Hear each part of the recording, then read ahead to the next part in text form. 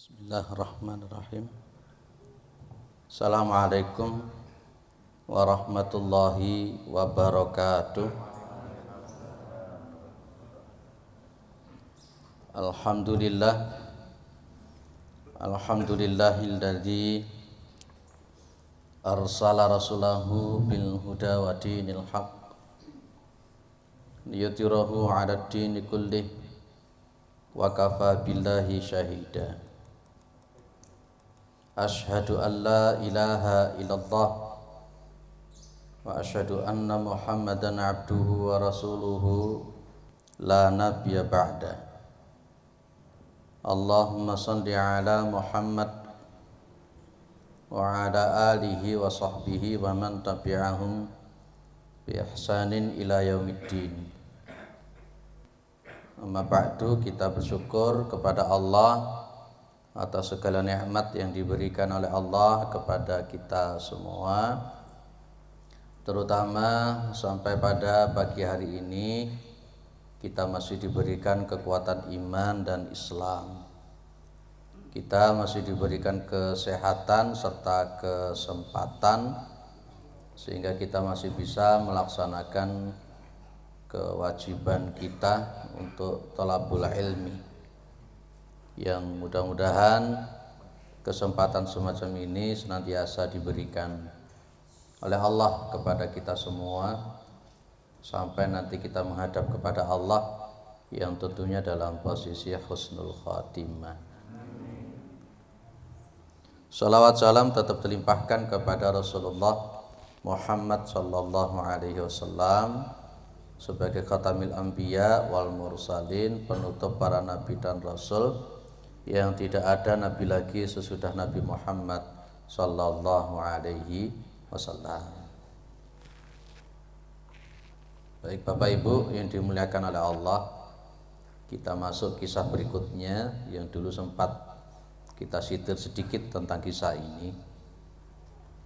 Masih tetap dalam kitab Qasasun Nabawi.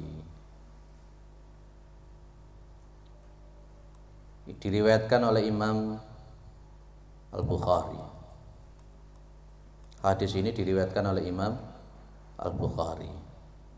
Berarti kisah ini adalah kisah yang sahih. Kisahnya sahih. Meskipun dia itu adalah Israiliyat, tapi kisahnya diriwayatkan oleh Imam Al-Bukhari, maka kisah semacam ini kita percaya.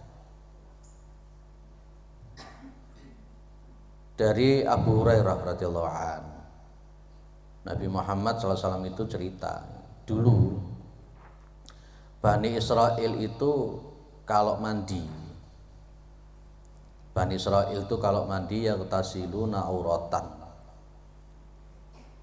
Bani Israel itu kalau mandi itu posisinya senengane tidak pakai baju sama sekali. Bani Israel itu. Dan mereka itu mandinya itu suka bareng-bareng, campur aduk jadi satu, sehingga yang duru ba'duhum ila sau'ati ba'din.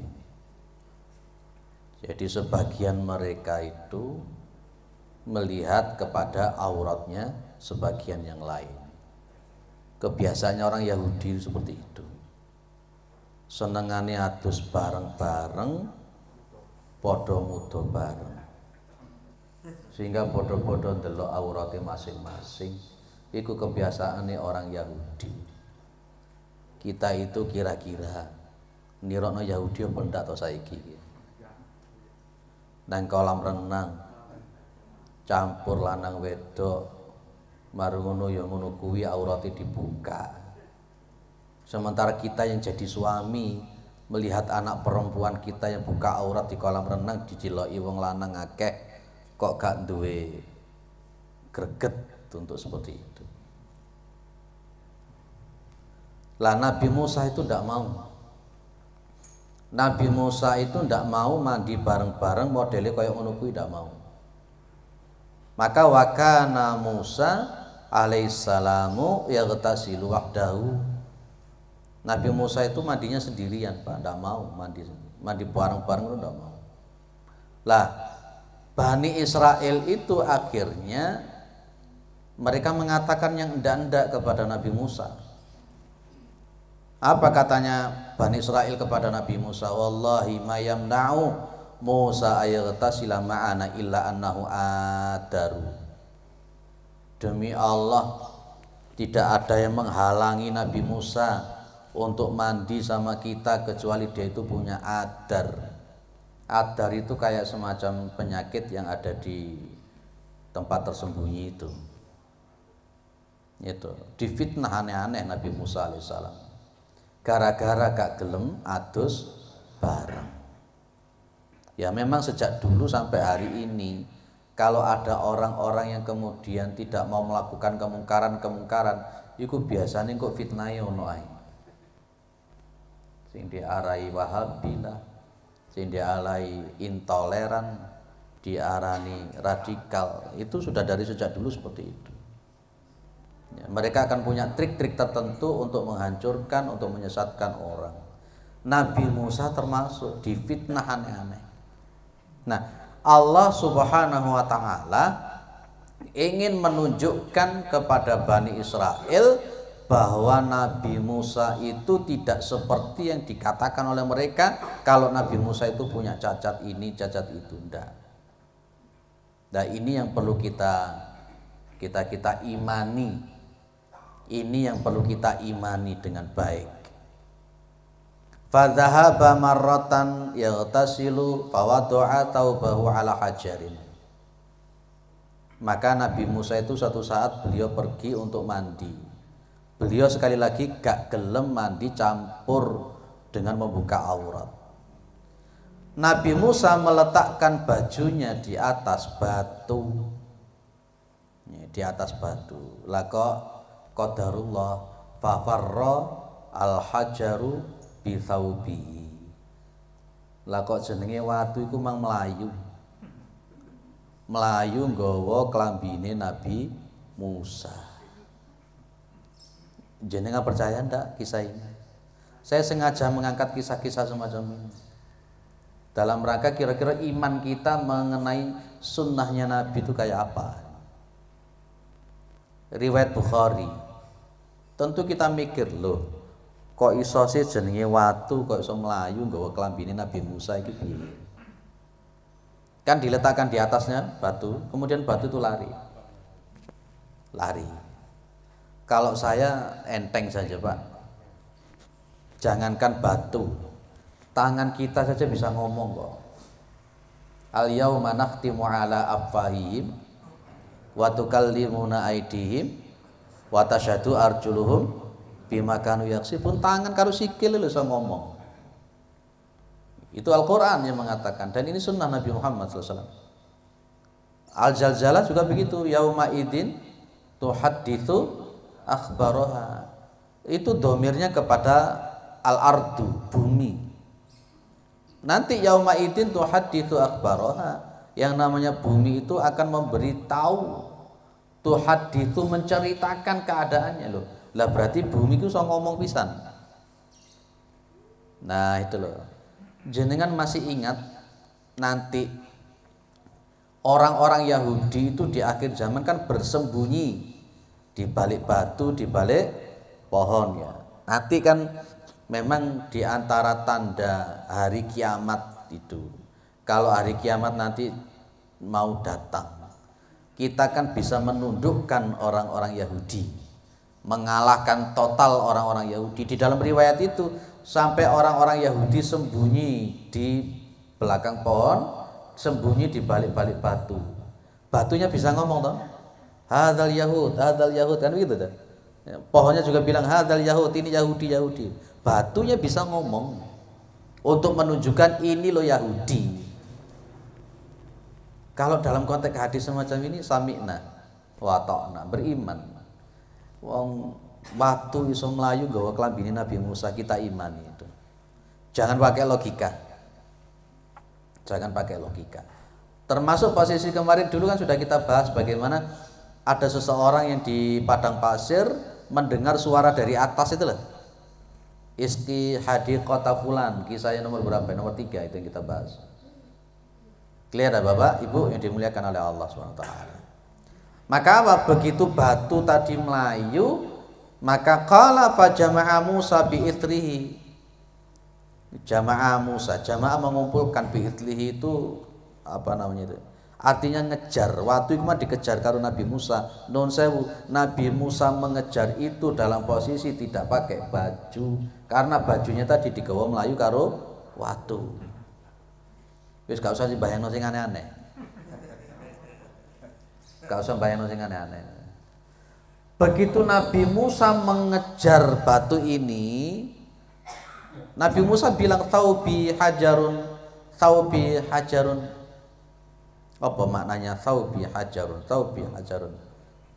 Itu kan pada posisinya maf'ulun bih-nya itu diletakkan di depan. Ya, seharusnya ya hajaru thaubi.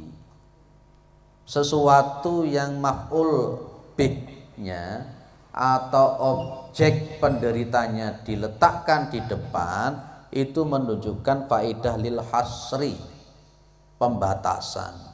Itu berarti saking kepinginin Nabi Musa supaya bajunya bisa kembali, sehingga objek penderitanya ditaruh di depan. Kayak jenengan mengatakan iya kana budu wa iya kana stain. Seharusnya nak budu iyaka wa nasta'inu iyaka, maf'ulun bih-nya di belakang. Tapi karena itu faidatnya lil hasri, jaluk iku menang Gusti Allah tok, nyembah iku nang Gusti Allah tok, maka objek penderitanya maf'ulun bih-nya ditaruh di depan menjadi iyaka na'budu wa iyaka nasta'in. Nabi Musa bilang, watu klambi kundi, wahai watu klambi kundi. Bahasa Jawa ini ngono kuwi. Maka hatta nadarat Banu Israil ila sau'ati Musa. Akhirnya begitu ngejar batu tadi itu, mohon maaf sambil tidak memakai baju tadi itu, akhirnya Bani Israel itu melihat auratnya Nabi Musa. Itu caranya Allah untuk menunjukkan kepada Bani Israel bahwa Nabi Musa itu tidak punya cacat apa-apa, bersih total. Karena memang Nabi Musa itu orangnya pemalu, itu Nabi Musa alaihissalam. Tapi ojo nggarai Nabi Musa, pukulannya Nabi Musa itu setara dengan 6 atau 7 orang dewasa sekali pukul.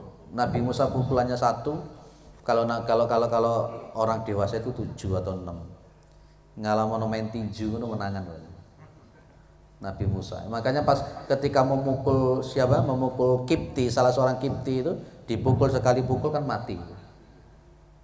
Baik, para jamaah dimuliakan oleh Allah, akhirnya Nabi Musa terlihat auratnya, dan akhirnya Bani Israel mengatakan wallahi ma bi Musa min ba'sin. Demi Allah Nabi Musa itu tidak ada cacatnya apa-apa. Akhirnya faqama al hajaru hatta nudira ilaihi. Akhirnya jenenge watu mang mandek, Pak. Mandek berhenti, maka kemudian apa? Fa akhadha thawbahu fatafiqa bil hajari durban. Setelah bajunya dijupuk, si jenenge watu iku ditempeling karo Nabi Musa. Paling batine kurang ajar watu iki. Ditempeling.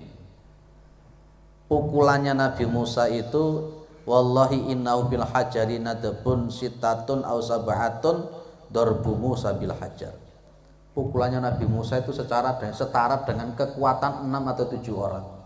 Itu pukulannya Nabi Musa. Baik. Mohon maaf ini ngajinya tidak purno loh ya Pak ya.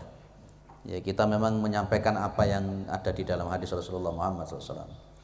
Apa yang bisa kita ambil Bapak, Ibu yang dimuliakan oleh Allah? Bani Israel, orang-orang Yahudi itu qillatul haya. Qillatul haya itu berarti setitik rasa malunya. Sedikit sekali rasa malunya. Orang Bani Israel sampai Yahudi termasuk sampai hari ini punya karakter gak duwe isin. Makanya jenengan mohon maaf, jenengan lihat-lihat Kebiasaan-kebiasaan orang-orang Yahudi itu mesti vulgar-vulgar. Karena mereka tidak punya malu. Secara akidah mereka tidak punya malu, orang-orang Yahudi. Tidak punya malu. Mohon maaf, yang menciptakan kolam renang seperti hari ini itu siapa? Dengan campur baur laki perempuan itu siapa? Yahudi gitu. Yahudi. Makanya disebutkan kanat banu Israel yaqtasiluna uratan yang duru ba'dhum ila sawati ba'din. Orang Yahudi itu suka madus bareng-bareng, tidak pakai baju, dan kemudian masing-masing melihat kepada auratnya yang lain. Nuhun sewu. Dulu sudah kita bahas di sini di Masjid Asyura hari Rabu tentang adabnya berpakaian. Ya, mungkin yang nggak datang mungkin nggak tahu adabnya berpakaian yang rinci itu kayak apa. Memandang auratnya orang lain itu hukumnya haram. Pak, memandang auratnya laki-laki sesama laki-laki haram. Apalagi memandang auratnya lawan jenis.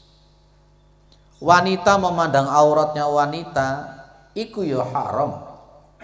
Apalagi memandang auratnya lawan jenis, hukumnya haram. Tidak boleh. Maka harus ada ghadul basar. Ghadul basar, menjaga pandangan. Jenengan jangan membiasakan anak-anak jenengan itu membuka auratnya di depan orang. Termasuk jenengan sendiri membuka aurat jenengan di depan orang. Saya itu bermimpi kalau umpamanya Muhammadiyah itu punya kolam renang sendiri yang khusus cewek dewi, cowok dewi.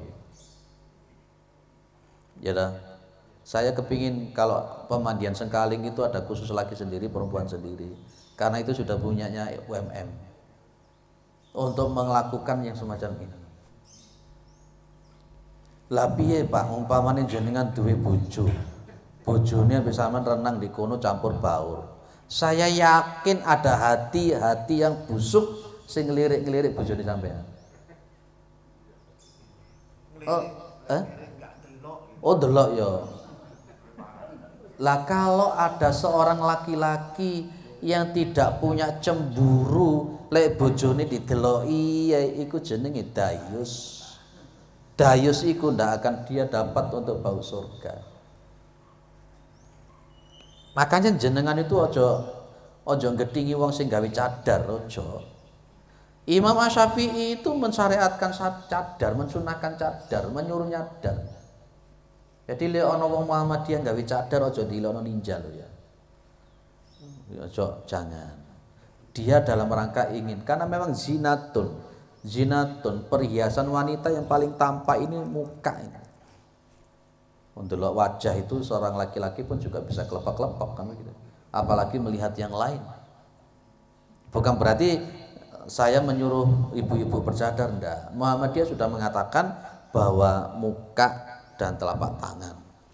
Jadi seluruh tubuh kecuali muka dan telapak tangan itu auratnya wanita. Tapi kalau mengikuti pendapat Imam Syafi'i mau pakai cadar ya monggo kan gitu.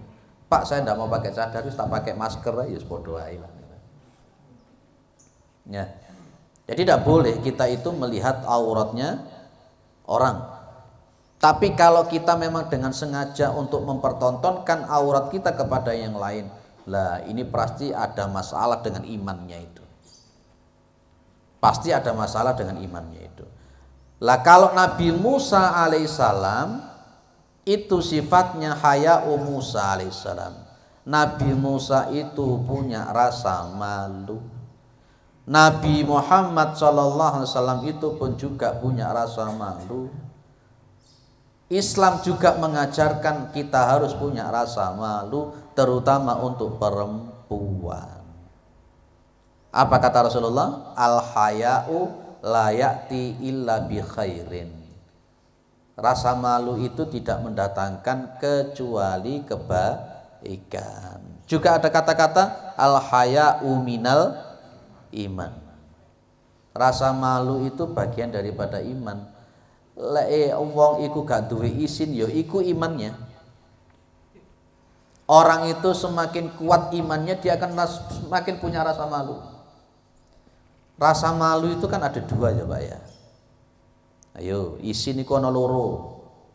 Ada hayaun muktasabun, ada hayaun tabiiyun. Kalau untuk hayaun tabiiyun itu memang rasa malu yang memang sudah dia bawa sejak lahir. Saya yakin setiap orang juga punya rasa malu lah, pasti itu. Tapi cuman karena terkontaminasi oleh keadaan, seringkali rasa malu yang menjadi fitrah kemanusiaan itu jadi tertutup. Setiap manusia itu punya rasa malu secara tabiiyah. Jenenge uang itu gak gelem loh, aib dibuka-buka gak gelem. Itu haya namanya, haya untuk tabiiyun itu. Ya, tapi ketika memang iman itu semakin terkikis, haya atau rasa malu tabii tadi itu yang memang sudah jadi fitrahnya manusia, lama-lamanya bisa hilang. Lama-lamanya bisa hilang. Kemarin makanya sempat ngaji di Al-Falah itu ya, sempat ada beliau ya, saya sempat mengkritisi tentang kursi-kursi yang ada di pinggir-pinggir itu, karena semakin malam juga semakin parah. Terus digawe rangkul-rangkulan, digawe ambung-ambungan. Masya Allah. Terus siapa yang menyiapkan seperti itu, punya dosa atau tidak? Itu kan hayanya sudah tidak ada. Pakai celana pendek-pendek di situ juga. Akhirnya sekarang dikasih bambu. Dikasih bambu tambah kelihatan kotor. Solusinya yang enak diapakan? Dilepas. Tapi ada anggota DPRD yang nggak sepakat kalau dilepas. Ini kan ya lucu juga. Nah itu saya kritik gitu sebenarnya. Pas ngaji ono DPRD tak sampai no deg-degan perkara anu ben itu budaya malu. Itu namanya tabiiyah, apa hayaun tabiiyun. Ada rasa malu yang memang secara fitrah manusia punya. Dan ada namanya hayaun muktasabun. Haya rasa malu yang memang diusahakan karena memang dia sudah belajar adab, belajar akhlak, sehingga kemudian rasa malu itu terus dipelihara.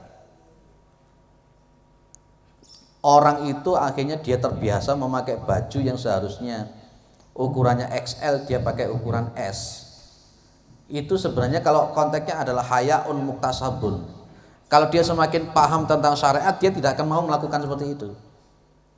Itu haya muktasabun. Maka seharusnya antara hayaun muktasabun dengan hayaun tabiiyun itu kita terus usahakan supaya kita punya rasa malu. Punya rasa malu. Lah Nabi Musa itu inna Musa kana hayyan sittiran atau sittiran. Nabi Musa itu Pak, Masya Allah. Sesungguhnya Nabi Musa itu rajulan hayyan.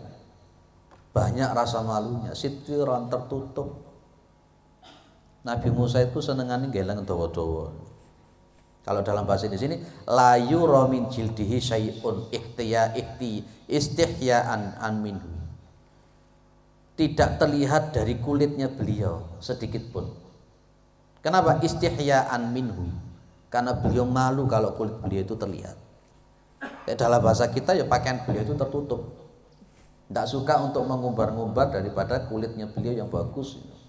Beliau orang yang luar biasa. Beliau orang luar biasa. Rasulullah Muhammad SAW pun juga begitu. Sampai ada yang tanya sama saya, Ustaz, kalau begitu pakai lengan pendek itu boleh apa tidak? Ya, Rasulullah pernah nggak pakai lengan pendek kalau sholat? Tidak pernah. Kalau secara fikih kira-kira sholat pakai lengan pendek boleh tidak? Weh, bawa antar jawabannya. Secara fikih boleh. Kalau kita bicara tentang fikih, jelas para ulama fikih termasuk Majelis Tarjih Muhammadiyah menyebut auratnya laki-laki itu dari pusar sampai lutut. Tapi lek ngono, lek salat mek jenengan gawe celana tok dhuwur gak gawe kaos, ya repot juga. Maka nanti bedakan antara fikih dengan adab. Apa bedanya akhlak sama adab? Kadang-kala kita ngomong wong awakmu gak duwe adab lah itu. Apa adab sama akhlak itu bedanya? Kecenderungan kalau yang namanya akhlak itu sesuatu yang memang bersifat tabii. Memang sudah bawaan karakternya begitu. Tapi kalau namanya adab itu adalah dari hasil proses belajar. Dari hasil proses belajar. Yang tadinya lek ngomong karo wong tuwek gak kromo, Begitu dikandani gurune ngene lho, gini akhirnya ngomong nang orang tua jadi dia pakai kromo. Itu namanya adab. Adab. Kanjeng Nabi Muhammad SAW itu kalau duduk di depannya para sahabat juga tidak pernah menyelojorkan kaki gitu. Begitu diberitahu seperti itu katanya nyelojorno kaki bingung. Tapi lek jenengan nyelojorno kaki karena asam uratnya mungkin. Nabi Muhammad itu kalau ngomong sama orang itu mesti menghadapkan tubuh dan wajahnya kepada orang yang diajak bicara. Itu Nabi. Itu namanya apa? Akhlak. Karena sejak dulu Nabi Muhammad sudah seperti itu. Tanpa belajar Nabi Muhammad sudah seperti itu. Kalau kita ini setelah belajar ini dalilnya ada begini-begini, akhirnya kita kalau ada orang ngomong kita perhatian. Kalau kita ngomong sama orang menghadap ke orangnya. Ojo sampai ketika ada ngomong ini main HP, itu jadi gak adab namanya. Nah itu. Ini Nabi Musa dan nabi-nabi yang lain itu Masya Allah punya rasa malu. Sekali lagi, semakin kuat imannya seseorang, dia itu akan semakin punya rasa malu. Lek gak duwe isin, ya ngono iku imane. Berarti gak duwe iman. Semakin gak duwe isin, berarti imannya semakin habis. Orang Yahudi itu punya sifat ya. Yang namanya orang Yahudi itu kaumun buhtun, kaum yang suka berdusta dan berbohong, suka memfitnah demi kepentingannya pribadi. Itu orang Yahudi sampai hari ini seperti itu. Dan karena memang dia ini juga buhtun, dia pun juga tidak segan-segan untuk berbohong. Malah justru yang difitnah itu nabinya sendiri. Karena memang kebiasaan orang Yahudi itu suka berbohong. Jangan heran kalau orang-orang Yahudi ini kemudian mampu merubah-rubah kitabnya sendiri. Fawailul lil ladzina yaktubunal kitaba bi aidihim thumma yaquluna hadza min indillahi liyastaru bihi thamanan qalila fawailul lahum bima katabat aidihim fawailul lahum mimma yaksibun. Itu ayatnya. Fawailul lil ladzina yaktubuna bi aidihim fawailul lahum. Jadi celaka bagi orang yang mereka menulis kitab itu dengan tangannya. Siapa mereka? Yahudi. Dan ketika mereka sudah menciptakan kitab itu namanya ditahrif. Ya ditahrif, ditaghyir. Makanya perjanjian lama itu 85% palsu.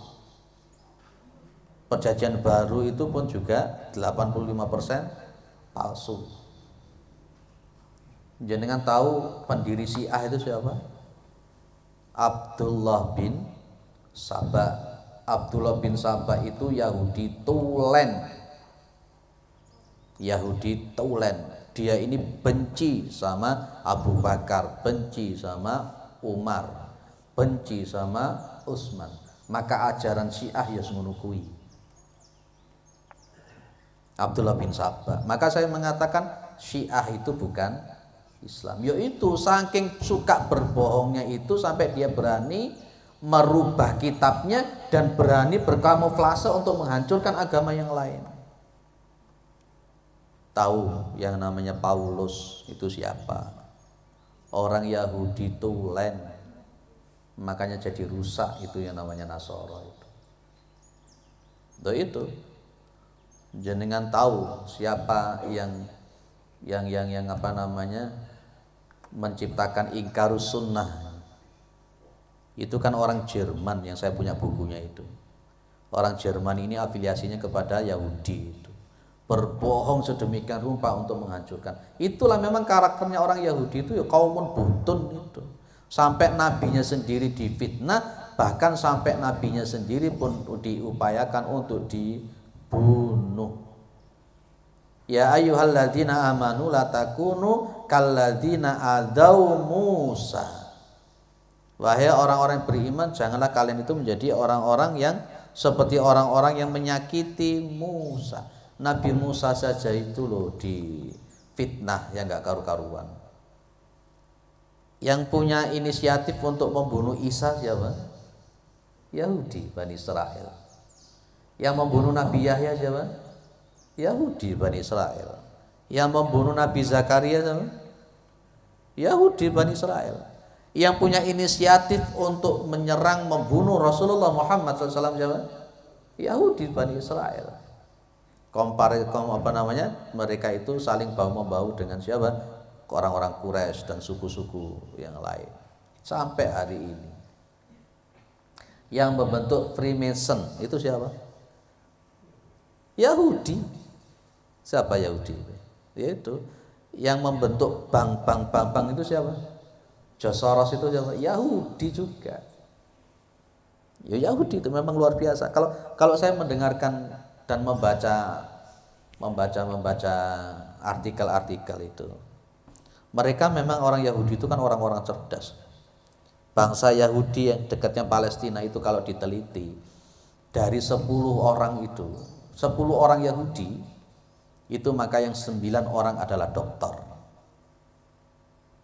Albert Einstein itu juga Yahudi.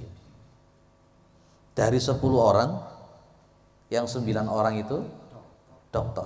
Kalau kita, maka canggihnya luar biasa mereka. Minoritas tapi mampu menguasai Amerika. Bahkan Arab Saudi yang sekarang itu ya putranya Salman tuh ya menunggu Yahudi. Ini memang seperti itu, dan itu memang jadi ujian untuk berdirinya, untuk jadinya hari kiamat. Makanya orang Islam ini wangil ngalano Yahudi semua itu. Pinter-pinter mereka itu. Dan kadang-kala karena konteksnya meminjam tangan orang lain. Titik memang umatnya jumlahnya, tapi Amerika dikuasai. Engkau sing gelut duduk Yahudi nih, siapa nih? Amerika nih. Ya itulah Yahudi seperti itu. Luar biasa mereka ini memang ya.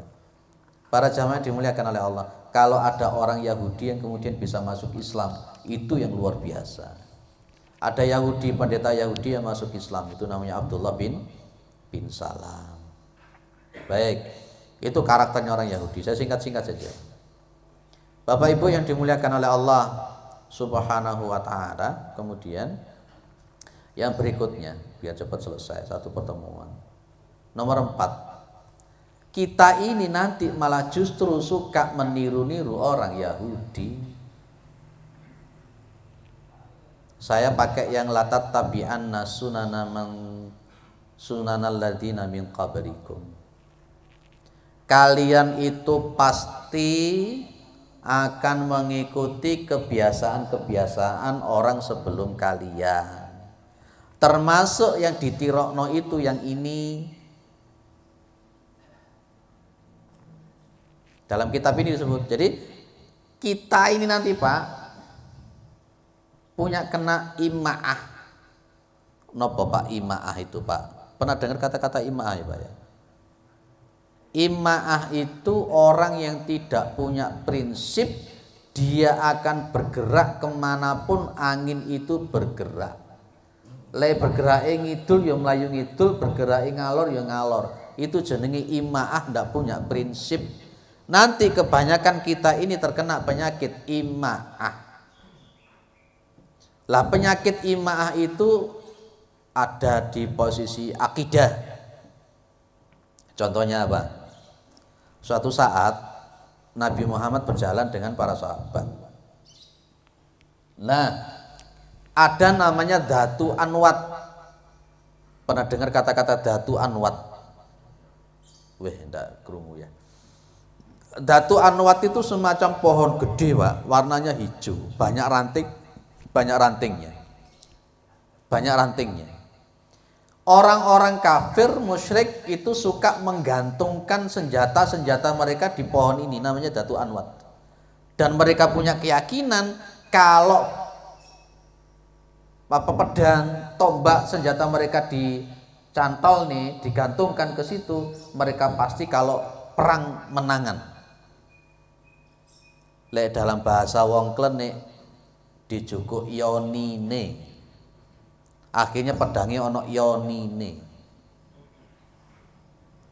Lah, pas begitu model semacam itu ada mu'alaf sahabat. Ada sahabat yang baru masuk Islam langsung ngomong kepada kanjeng Nabi, "Ya Rasulullah, ij'al lana ilahan." Apa? "Ya Rasulullah, ij'al lana data anwatin kama lahum datu anwat." Wahai kanjeng Nabi, tolong buatkan untuk saya datu anwat seperti halnya orang-orang musyrik itu punya datu anwat. Nabi Muhammad langsung ngomong, "Allahu Akbar, hada kama qala Banu Israel li Musa alaihissalam." Ya, Allah Maha Besar, ini ucapannya Bani Israel kepada Nabi Musa alaihissalam. Apa ucapannya Bani Israel? Pas ketika Bani Israel itu baru diselamatkan dari kejarannya Fir'aun itu kan, yang laut terbelah, nyampe di seberang ketemu orang-orang yang menyembah berhala. Lah kok Bani Israel ngomong, "Ya Musa, ij'al lana ilahan kama lahum aliha." Wahai Musa, jadikan untuk kami Tuhan seperti halnya mereka punya Tuhan. Itu namanya ima'ah dalam bidang akidah. Kita ini kadang-kala tidak cukup loh tentang masalah Tuhan, kepingin nerok-nerok orang-orang Yahudi, ono patung, ono apa nyapa model ngono. Itu namanya ima'ah di dalam akidah. Haram kita itu kemudian berwasilah kepada benda-benda mati model begitu itu. Di dikuri lawang DKI pring petuk barang. Loh itu kan namanya ima'ah di dalam bidang akidah. Ada ima'ah di dalam bidang ibadah. Bidang ibadah. Apa contohnya, Pak? Neru-neru wong kafir dalam bidang ibadah caranya. Apa itu? Kemarin secara ndak sengaja itu ditunjukkan. Ada mau pengajian, tulisannya pengajian umum gitu. Sadurunge ana pengajian umum lah kok dangdutan dhisik nyanyi mulkar ya Allah. Orang Nasara mengikuti syariatnya Nabi Daud yang kitabnya adalah kitab Al-Mazmur, itu kalau ibadah senengane nyanyi-nyanyi. Itu syara uman qoblana. Lah kita ini sekarang ibadah itu kepingin nerok-nerok nyanyi.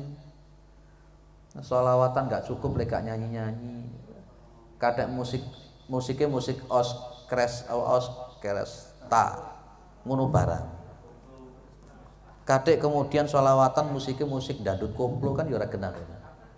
Sholawatan musiknya musik jarang kepangan. Betul ya Pak ya? Neru sapa model yang ngono kuwi Pak? Nah kalau kita tidak belajar tauhid sama syariat ya melok aja. Kita yang warga Muhammad, kita warga Muhammad itu lho ngono ya kita yang menengahi. Setidaknya kita dari warga kita, keluarga kita dulu yang kita anukan. Clear? Ada namanya ima'ah dalam bidang akhlak, adab. Ya, akhlaknya wong Bani Israel Yahudi itu ngono kuwi. Senengane gorowan, anania, egoistis. Maka ini Nabi mengatakan di sini, kita lihat di sini ya. Hadisnya Rasulullah Muhammad SAW di sini. Nah ini. Nanti kita kaitkan dengan surah Al-Baqarah di akhir-akhir itu. Walan tardo angkal Yahudu walan Nasara hatta tatabi'amil la tahu. Coba kita lihat di sini ya.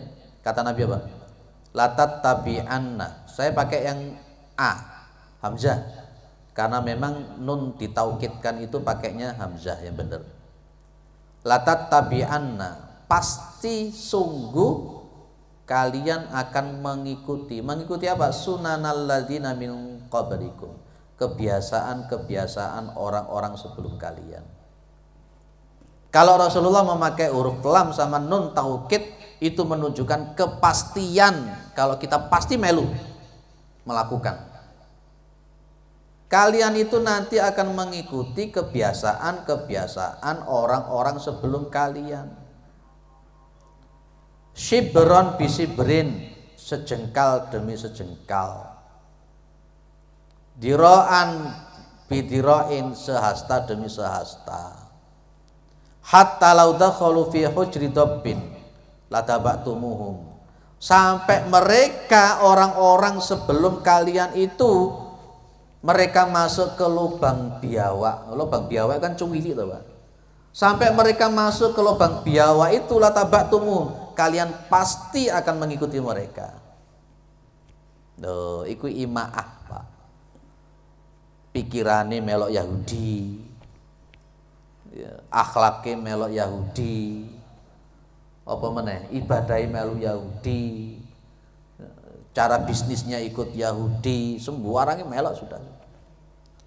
Pak, kalau dalam bidang muamalah kan tidak masalah toh Pak.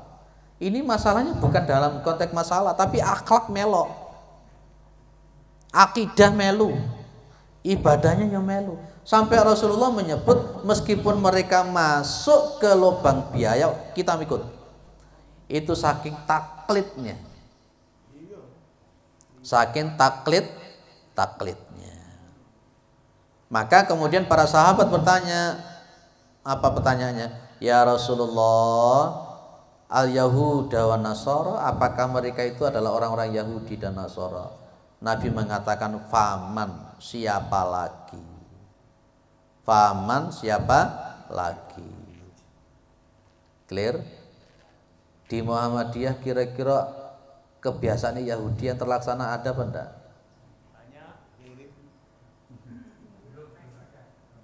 Saman kok ngomong mirip iki piye? Nah, kalau ke bank itu. Kita pakai bank terus. Waduh, awake dhewe lek ngomong bank gak mari-mari.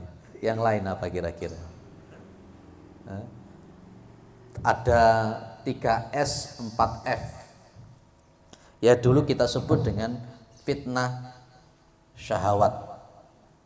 Ada fitnah syubhat, ada fitnah syahwat. 3S dulu. S yang pertama itu seks, pergaulan bebas. Coba jenengan amati pergaulan bebas. Orang-orang Yahudi itu wis nuwun sewu. Mereka kumpul kebo sak durunge rabi wis biasa. Engko lek cocok ya rabi, lek gak cocok ya pisah. Saiki arek-arek ngono delok.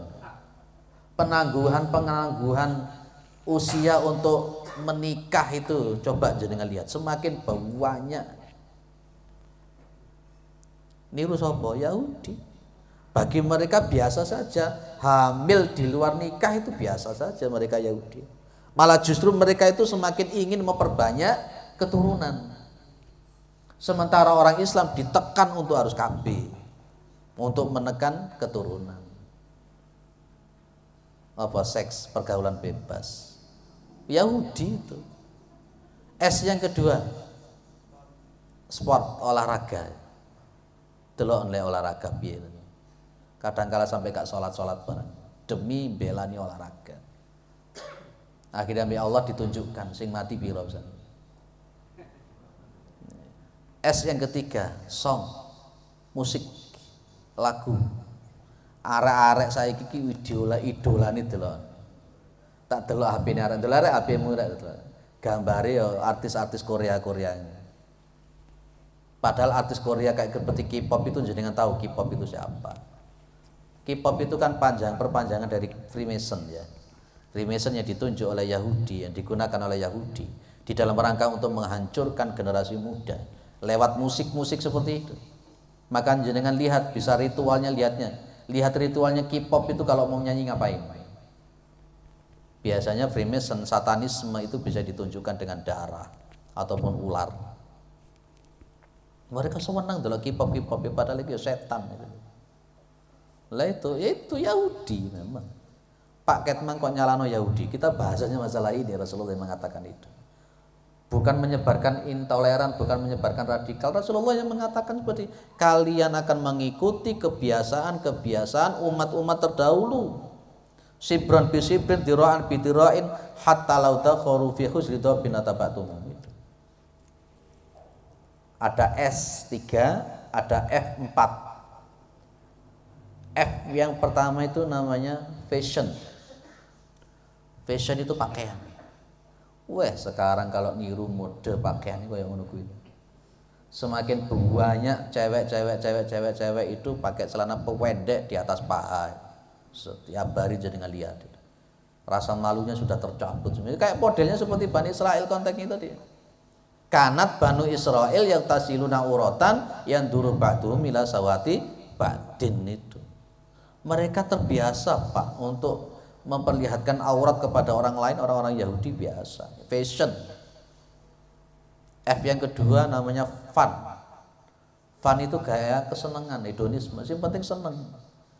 Muda foya-foya, tua kaya raya, mati masuk surga. Iso ngono kuwi. Ya itu yang terjadi.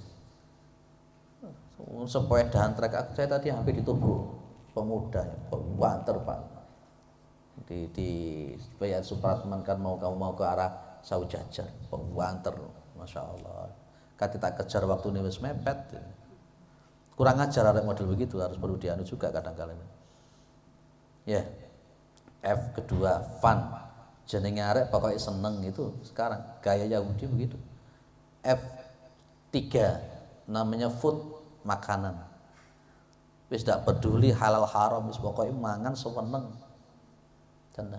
Dan yang berbahaya itu F yang nomor 4 juga. Fit, isme baru. Siapa sih yang mendengung-dengungkan pluralisme itu? Siapa sih yang mendengung-dengungkan liberalisme? Siapa yang mendengung-dengungkan sekularisme? Kalau bukan Yahudi. Nah, ini maka di sini ditunjukkan oleh penulis kitab ini. Sayati zamanun tanzi'u almar'atu jilbabal hayati hatatan zi'athia bahakos, dan nanti akan muncul suatu zaman di mana wanita-wanita itu secara sengaja akan membuka hijab-hijab mereka. Secara vulgar mereka akan membuka jilbab-jilbab mereka. Apa maneh melok ulama sing model ngono kuwi. Kan kemarin ada ulama yang titelnya profesor ya Pak ya, yang viral di televisi juga, yang mengatakan bahwa Islam belum tentu benar itu loh. Saya mau wangkel total gitu. Ya, dia mengatakan bahwa dia memakai ayat juga. Dia mengatakan bahwa nanti benar salahnya agama itu nanti di yaumul qiyamah. Itu piye modelnya gini-gini. Dia mengatakan belum tentu benar itu Islam. Siapa yang ngono dia? Profesor titelnya Pak. Makanya saya bilang kepada jamaah dimanapun, di Manarul, di Ahmad Yani dan saya bilang kita ngikut itu jangan ulama yang kholaf yang model-model begitu itu. Kita ngikut ulama-ulama terdahulu, para sahabat, Imam Syafi'i, Imam Hanafi, Imam Malik, Imam Hambali. Selamat insya Allah. Jangan tersepona, jangan terpesona dengan titel yang profesor, doktor dan sebagainya. Jangan terpesona dengan ulama yang dikatakan ahli tafsir dan sebagainya. Jangan. Tidak ada apa-apanya dia dengan Imam Syafi'i. Tidak apa-apanya dia dibandingkan dengan Imam Hanafi, Imam Malik, Imam Hambali. Lah kok beraninya dia mengatakan Islam belum tentu benar. Pakai ayat lagi. Ada juga yang si satunya lagi itu berani mengatakan Ibu Fatimah itu meninggalnya itu diinjek-injek oleh para sahabat dan dicepit nilawang. Wah ini, dan itu viral itu Pak, viral. Dia berani mengatakan bahwa Khadijah itu agamanya Kristen. Nah itu ulama-ulama model sekarang yang menunggu itu. Makanya memang betul Rasulullah Muhammad SAW mengatakan nanti di akhir zaman itu ulama'uhum syarrun nasi min tahti adimis samai wa min indihim takhruju al fitnah. Nanti ulama-ulama yang muncul di akhir zaman itu adalah ulama-ulama yang buruk, sejelek-jeleknya orang di bawah kolong langit. Dari mereka itulah akan muncul fitnah-fitnah, kekacauan-kekacauan di kalangan umat. Nanti akan muncul begini, nanti akan muncul wanita-wanita secara sengaja melepaskan jilbab mereka. Bahkan hina tanji'u thiyabahu qasdan, bahkan ketika mereka melepas bajunya secara sengaja di depan umum. Masih ingat istilah koinatun? Koinat islali pisan ya. Nanti Allah akan menurunkan azabnya, namanya khosfun, maskhun, qatfun. Sudah ingat Pak? Tak pancing telu ingat apa ora? Lali pisan. Nanti azabnya Allah akan diturunkan oleh Allah. Itu ada khasfun, di kitab ini juga mau tak cari lagi kesuwen munggahnya. Ada khasfun, ada maskhun, ada qatfun. Nanti ada azab yang ditatangkan oleh Allah di mana orang itu akan diqatfun. Qatfun itu nanti dihujani batu. Hujannya sudah bukan hujan air tapi batu.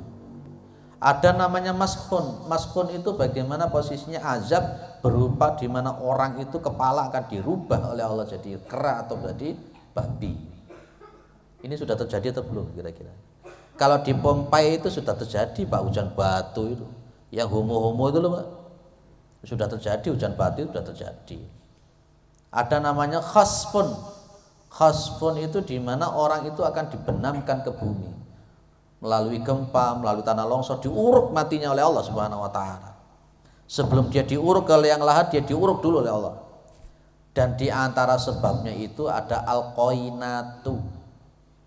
Dan juga wasyuribatil khumuru. Dan ada ma'azib, ada 3. 3 ini yang bikin azab itu seperti itu. Al-qainat itu semacam perempuan-perempuan yang nyanyi-nyanyi, yang kita sebut sekarang itu namanya biduanita. Yang biduanita itu yang dilakukan sesuatu yang maksiat dan dia berani vulgar untuk membuka auratnya dan goyangannya juga goyangan seperti itu. Itu namanya al-qainat. Hati-hati jenengan lek mantu ojo ngundang elektron sing ngono iki. Aku lek diundang ceramah di manten lek ono elektronnya aku mau. Lah nyapa aku nyanyi-nyanyi baru wong joget ngono-ngono gitu. Ya padha ae aku ceramah tapi mari ngono gak digawe. Ya, orang Muhammadiyah ndak ada lah yang ngundang elektron sampai goyangan erotis-erotis. Ndak ada. Dan itu al-qainat namanya. Apalagi nanti wasyuribatil khumur. Ketika arak, ketika minuman keras itu diminum secara terang-terangan. Dah. Ini Bapak yang dimuliakan oleh Allah, akhirnya watadharu mafatinuha amdan, akhirnya semakin tampak ya, semakin tampak aurat-auratnya mereka secara sengaja. Jenengan lek nang Bali tambah ada karu-karuan. Ya itulah Yahudi. Ya, dan orang-orang akan mengikuti seperti itu orang Islam. Orang Islam. Ayolah, kini zamannya zaman fitnah. Zamannya zaman fitnah. Ayo kita sama-sama jaga. Jadi dari hal-hal semacam ini kita bisa pahami, dari kisah semacam ini kita bisa paham, itulah yang harusnya kita ambil hikmahnya. Clear ya? Baik. Mudah-mudahan ini kita punya ilmu, yang ilmu itu kita bisa amalkan, diantaranya tentang bagaimana seharusnya menyingkapi dunia kita sekarang yang penuh dengan fitnah, yang itu diciptakan siapa lagi kalau bukan musuh-musuh Allah Subhanahu wa taala. Walan tardo angkal yahudu walan nasara hatta tattabi'a millatahu. Pak profesornya tadi itu menafsirkan millatahum itu juga diputar-putar. Kalau kita kan teks sesuai dengan perintahnya Nabi tadi itu. Kalau walan tardo, mereka itu tidak akan pernah ridho. Siapa? Angkal Yahudu walan Nasara. Orang-orang Yahudi, orang-orang Nasara tidak akan pernah ridho. Hatta tattabi'a millatahum, sampai mereka itu, sampai kalian itu mengikuti milah. Saya tidak menyebut milah itu dengan agama. Milah itu artinya banyak. Cara berpikir, cara bersifat, cara bersikap, cara berpakaian, itu bagian dari milah.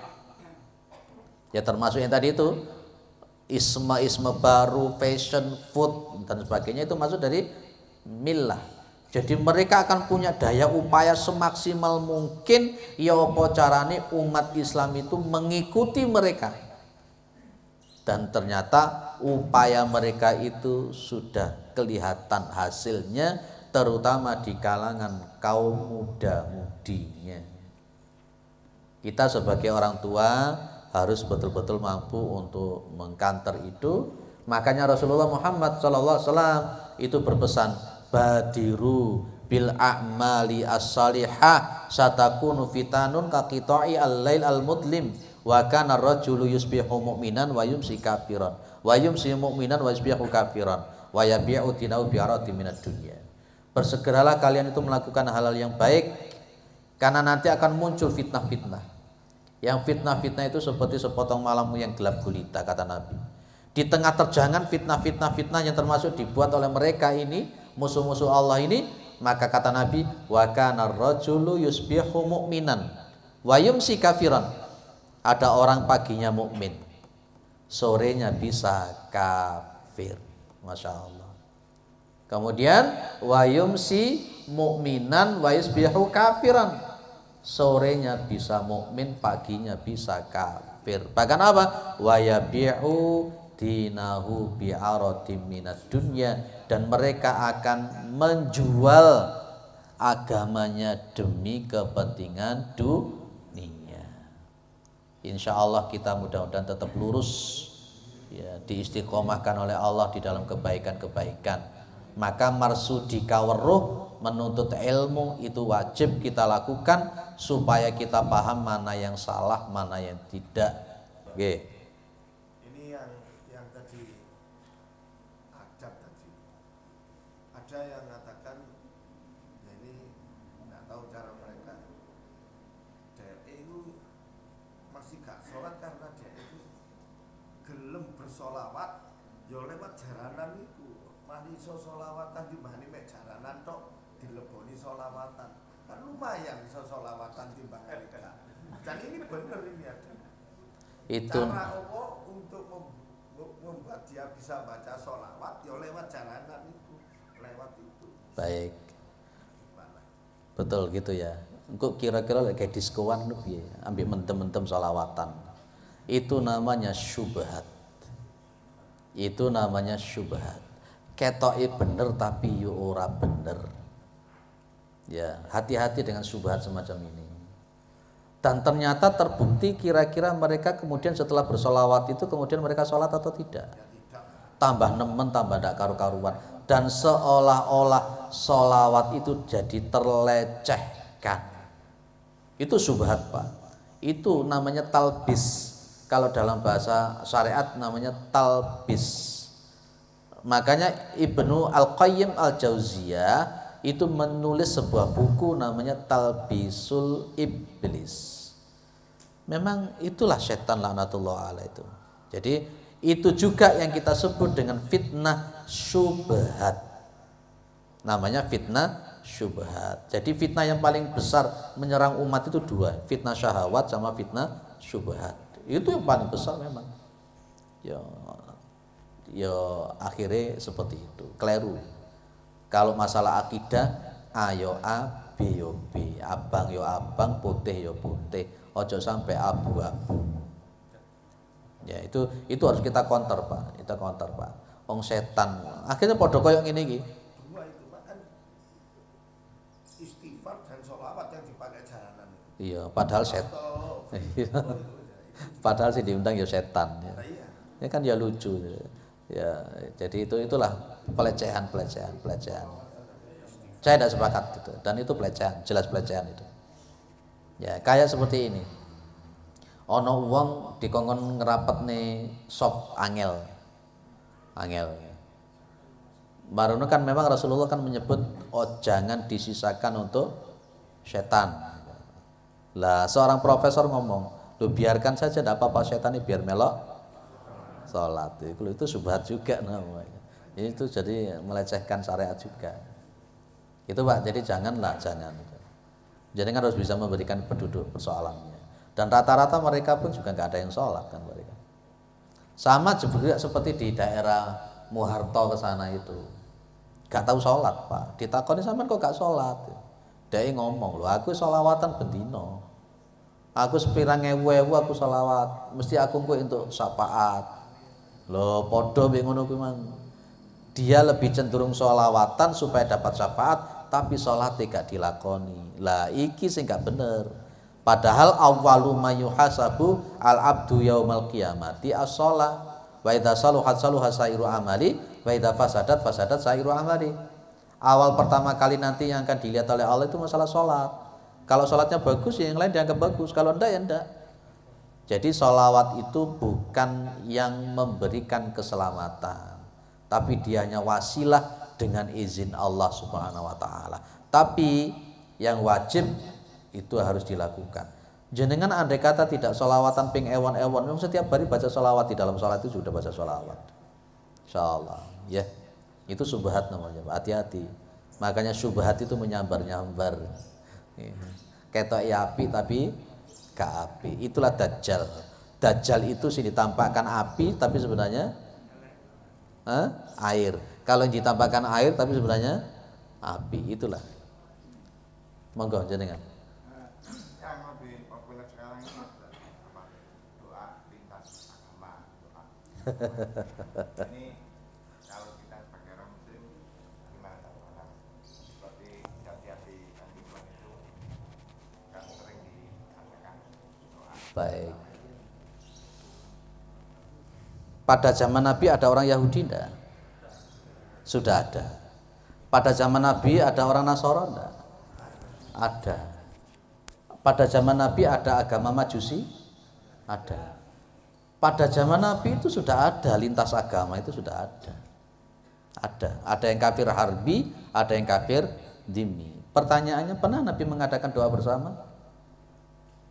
Para sahabat pada zaman sahabat yang kemudian menyebar ke Yaman, menyebar ke Ethiopia dan sebagainya, pernah mereka mengadakan doa bersama? Enggak. Ini hampir mirip dengan mengucapkan salam itu. Begitu mengatakan assalamualaikum warahmatullahi wabarakatuh ditambahi amitabha, hum santi santi hum, haleluya, macam-macam. Padha wae ngono kuwi. Salam kebajikan. Gak boleh. Para ulama madhab terdahulu sepakat tidak bolehnya semacam itu. Sepakat tidak bolehnya semacam itu. Ada muncul pertanyaan, Pak, saya ini pejabat, Pak. Lek aku gak ngelakoni ngono, aku kok dipecat ya, Pak. Saya cuma bilang, Pak, kira-kira sampean iku lek gak dadi pejabat itu apa ora iso mangan? Ya. Jadi ada ucapan-ucapan tertentu yang punya konsekuensi tentang akidah. Tentang masalah akidah. Sebenarnya tidak hanya di Muhammadiyah, di NU pun banyak yang mengharamkan. Beda dengan Pak Profesor tadi itu, yang memang sudah tasayyuh. Tasayyuh itu pemikirannya sudah mengarah ke Syiah. Nah itu jawabannya jelas. Secara tauhid tidak boleh. Secara tauhid tidak boleh. Kalau masalah salam jelas, ketika Rasulullah mengatakan la tabda'u al-yahuda wan nasara bisalam. Jangan kamu mengawali kepada orang Yahudi dan Nasara dengan salam. Nabi pernah ketemu dengan orang-orang muslim yang di situ ada orang-orang kafir yang dhimmi. Nabi hanya mengatakan assalamualaikum warahmatullahi titik. Nabi tidak mengatakan shalom, itu enggak. Apa shalom itu? Ada shalom, semacam-macam, haleluya dan macam-macam. Itu salam sejahtera buat kita semua ngono barang. Nabi tidak melakukan itu, padahal di situ Nabi tahu di situ yono Kristen, di situ ada orang Yahudi, tapi Nabi tidak mengatakan itu.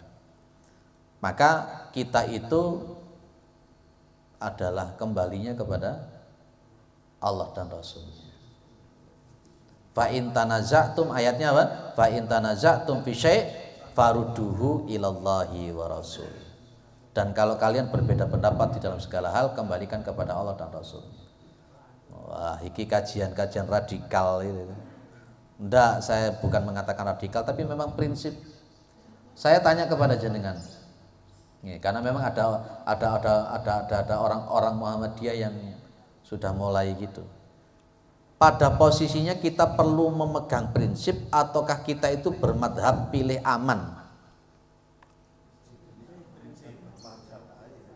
Kadangkala kita beragama itu pilih aman. Akhirnya kadang gak jelas iki wong Muhammadiyah apa NU. Kalau dalam konteks khilafiyah monggo lah kita menghargai, titik, sekedar menghargai. Mohon maaf, sekedar menghargai.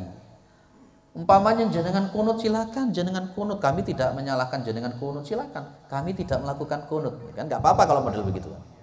Silakan jenengan melakukan tahlilan, tapi kami tidak melakukan. Sah-sah saja model begitu. Tapi kalau cari aman ini yang repot. Apa cari aman ini, Pak? Cari aman. Dan sekarang ada mubalik yang modelnya cari aman model ngono kuwi. Wah, tulisannya bagus, kata-katanya bagus itu. Tapi yo akhirnya prinsip syariat itu jadi luntur. Kalau kita kemudian cari aman iku mang yo angel, wis repot. Wedi gak diundang meneh. Ya, wedi gak diundang meneh, wedi jamaah ilang, wedi gak entuk amplopan. Wis model ngono iku repot wis. Akhirnya kemudian dakwah itu karena kepentingan. Lek kadung kepentingan barokahnya dicabut oleh Allah Subhanahu wa taala. Clear ya, Pak? Wis. Golek kiai-kiai sing lurus-lurus. Yang lurus-lurus ben jenengan orang melok bengkong-bengkong.